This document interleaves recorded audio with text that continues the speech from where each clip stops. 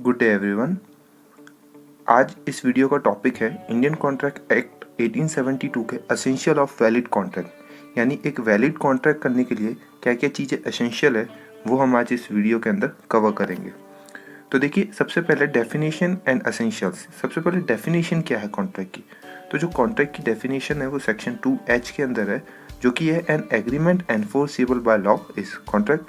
तो इससे हमें क्या समझ आता है कि दो और दो से अधिक व्यक्ति, 2 और मोर पर्सन के बीच में अगर किसी भी टाइप का एग्रीमेंट होता है, चाहे वो किसी चीज़ को करने के लिए हो या किसी चीज़ को ना करने के लिए, टू डू समथिंग और not to do some act, ठीक है। In fact every promise forming the consideration for each other is an agreement. कोई भी प्रॉमिस है जिसकी वजह से एक दूसरे को कुछ ना कुछ कंसिडरेशन मिल रहा हो, यानी प्रतिफल मिल रहा हो, कोई ना कोई किसी ना किसी को एक दूसरे के बदले कुछ चीज़ मिल रही हो, तो फिर वो क्या होता है, एक एग्रीमेंट। तो every promise forming the consideration for each other is an agreement. तो if the agreement is not enforceable the contract is void. अगर वो जो एग्रीमेंट है उसको एनफोर्स नहीं कराया जा सकता तो वो एग्रीमेंट कैसा हो जाएगा, वॉइड हो जाएगा। इसीलिए hence all contracts are agreement but not all agreement are contract. इसीलिए सारे कॉन्ट्रैक्ट जो है वो एग्रीमेंट है, बट सारे एग्रीमेंट जो है कॉन्ट्रैक्ट नहीं है। वो आपको इससे आप नोट से समझ सकते हैं। अब देखिए, सेक्शन 10 के अंदर कॉन्ट्रैक्ट को लागू करने के लिए क्या क्या चीज़ें एसेंशियल है वो चीज़ें बता रखी है। इसके अंदर 5 चीज़ें बताई गई है, हालांकि मैंने 4 कवर करी है, पर क्या क्या है वो, कंसेंट ऑफ द पार्टी, यानी क्या है, दोनों पार्टीज के आपस में एक दूसरे से कंसेंट होना चाहिए। कंसेंसस एड आइटम, ये इसकी लैटिन मैक्सिम है, यानी मीटिंग ऑफ माइंड्स। तो मीटिंग ऑफ माइंड होना चाहिए। लीगल कैपेसिटी और कॉम्पिटेंस ऑफ द पार्टी, यानी दोनों लीगल कैपेसिटी में होने चाहिए। कंसिडरेशन क्या है और लॉफुल ऑब्जेक्ट क्या है। और एक और है, not considered void by law, ठीक है। 5th पॉइंट है जो कि इतना इंपॉर्टेंट नहीं है, बट इन 4 पॉइंट्स के ऊपर आपको आगे नोट्स आगे वाली स्लाइड्स में बता रहे हैं। तो सबसे पहले आ जाता है कंसेंट में। कंसेंट कहाँ डिफाइन किया गया है, सेक्शन 13 के अंदर बहुत ही इजी तरीके से कंसेंट डिफाइन किया गया। अगर आप बैरक खोल के देखेंगे तो सेक्शन 13 के अंदर कंसेंट बता रखा है बड़ा ही ईजी वे में। तो 2 or more person are said to give consent. 2 और 2 से ज़्यादा व्यक्ति कंसेंट देते हैं कब, when they agree on the same thing in the same manner. यानी क्या है, जब वो किसी एक चीज़ पे एग्री हो जाते हैं एकदम सेम मैनर में। जैसे कि अगर हम एग्जांपल ले, आप और मैं दोनों एग्री हो जाएंगे, हाँ चलिए मैं अपना ये पेन बेचूंगा और आप ये पेन खरीदेंगे, तो मैं बेचने के लिए एग्री हूँ और आप खरीदने के लिए एग्री है, तो ये क्या हो जाएगा, इसको लैटिन मैक्सिम में बोले तो कॉन्सेंसस एड आइडम, यानी meeting of mind. It is not free when there is coercion, undue influence, fraud or misrepresentation or mistake of fact as prescribed in section 20, 21 and 22. In such case, the contract become voidable, but when there is no consent, the contract become void. अब देखिए, इसमें क्या कह रखा है कि अगर consent, coercion, undo influence, fraud या मिसरिप्रेजेंटेशन या मिस्टेक से लिया जाए तो वो वॉइडेबल हो जाता है। वॉइडेबल का यानी शून्य करणीय, हिंदी में इसका शब्द है। शून्य करणीय का मतलब हो गया at the option of the party. यानी मान लीजिए आज मैं आपके सर पे बंदूक रख के आपको कह दूं कि चलिए इस कॉन्ट्रैक्ट में आ जाइए, ठीक है, तो आपने उस वक्त तो आ गए, पर अब आपके पास ऑप्शन है कि आप वो कॉन्ट्रैक्ट को आगे जाके भविष्य में जाके रद्द करवा सकते हैं, पुलिस वाले के पास जाके कोर्ट के, भाई मुझे बंदूक की नोक पे ये कॉन्ट्रैक्ट कराया है, तो ये वॉइडेबल है। यानी आप चाहे तो उस कॉन्ट्रैक्ट के साथ आगे कैरी ऑन कर सकते और ना चाहे तो उसको शून्य करार कर देते। बट अगर कहीं पे कंसेंट ही नहीं है तो वो कॉन्ट्रैक्ट क्या बन जाता है, वॉइड बन जाता है। यही इसकी लास्ट लाइन में बताया हुआ है। अब आ जाते हैं लीगल कैपेसिटी पे। तो section 11 of the contract act states that the parties to the contract must be competent to contract. यानी जो पार्टी है जो कॉन्ट्रैक्ट करने के लिए आ रही है वो कॉम्पिटेंट होनी चाहिए कॉन्ट्रैक्ट करने के लिए। तो there is no capacity when a party is minor or insane, idiot or when he is disqualified according to any special law to which he is subject to. अगर कोई भी पार्टी माइनर है, insane है, idiot है, ठीक है, या फिर डिस्क्वालिफाइड बाय लॉ है, तो वो कॉन्ट्रैक्ट नहीं कर सकती, ठीक है। माइनर होगा, आप माइनर से कोई भी कॉन्ट्रैक्ट करेंगे तो वो वॉइड है, बिनिशियो हो जाएगा। ये बात कही गई थी मोदी बीबी वर्सेस धर्मदास घोष के अंदर। ये बहुत ही इंपॉर्टेंट केस लो है कॉन्ट्रैक्ट के अंदर। इसके अंदर एक माइनर से कॉन्ट्रैक्ट किया जाता है और फिर कोर्ट यही कहती है कि अगर आप माइनर से कॉन्ट्रैक्ट करेंगे तो वो वॉइड एब इनिशियो हो जाएगी, यानी void from the very beginning. ठीक है, आप किसी भी तरीके से ऐसे कॉन्ट्रैक्ट को एनफोर्स नहीं करा सकते, ठीक है। There is no capacity when the party is minor, insane or an idiot, or when he is disqualified according to any special law. Disqualified according to any special law, अगर मैं इसका एक एग्जांपल दूं तो जिस तरीके से अभी मान लीजिए आप मेजर है, ठीक है, पर अगर लॉ कहता है कि नहीं इतना एज होना ही चाहिए, जैसे अभी कोविड वैक्सीन लग रही है तो उसके 45 प्लस मांग रहे हैं, आपकी एज 18 प्लस है, बट नो डाउट आप मेजर है, but then you are disqualified according to any special law in prevail. अब आ जाते हैं कंसिडरेशन पे। कंसिडरेशन क्या है? An agreement without consideration is void. Simple सी बात है, एक लाइन में बड़ी स्पष्ट बात कह रहा है कि अगर बिना प्रतिफल के कोई भी करार किया जाएगा तो वह शून्य कहलाएगा।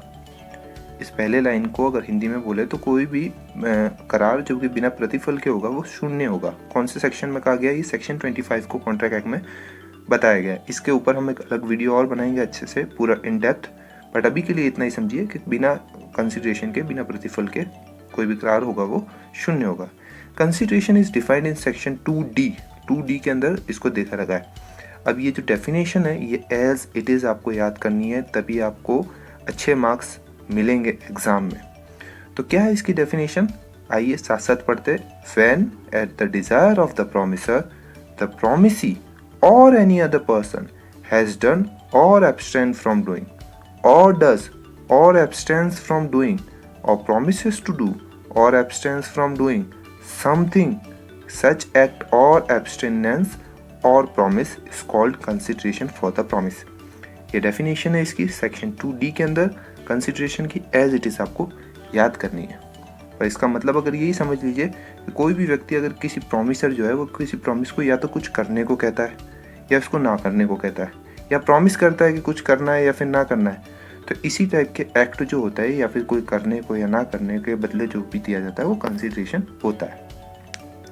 इसकी जो लैटिन मैक्सिम है जिस पे ये बेस्ड है वो है एक्स नूडो पैक्टो नॉन ऑरिटर एक्शो, यानी कि इसका मतलब क्या होता है? An agreement without consideration is void, ठीक है। On naked pact contract no action no arise, ठीक है। Without consideration no action arise, यानी अगर आप मुझे कंसिडरेशन देंगे तभी कुछ आपको मिलेगा। तो consideration must be clear, specific and not illusionary, ठीक है। यानी कंसिडरेशन कैसा होना चाहिए? एकदम क्लियर, स्पेसिफिक होना चाहिए और किसी भी टाइप का इल्यूशनरी वो नहीं होना चाहिए। It may be inadequate if party agree to the contract, ठीक है। मान लीजिए मेरी प्रॉपर्टी है, 10,000 उसका रेंट चल रहा है मार्केट में, मैं उसको 1,000 में देना चाहता हूँ, तो क्या मैं उसको 1,000 में नहीं दे सकता? मैं दे सकता हूँ अगर दोनों पार्टी एग्री हो जाती है। तो ये लाइन पढ़ी अब सेकंड पॉइंट का, इट मे बी इनएडिक्वेट, यानी कम हो सकता है वो, but if the parties agree to the contract, अगर जो पार्टी है वो एग्री क्या कर जाती है? कॉन्ट्रैक्ट के लिए। By that it self contract will not become void.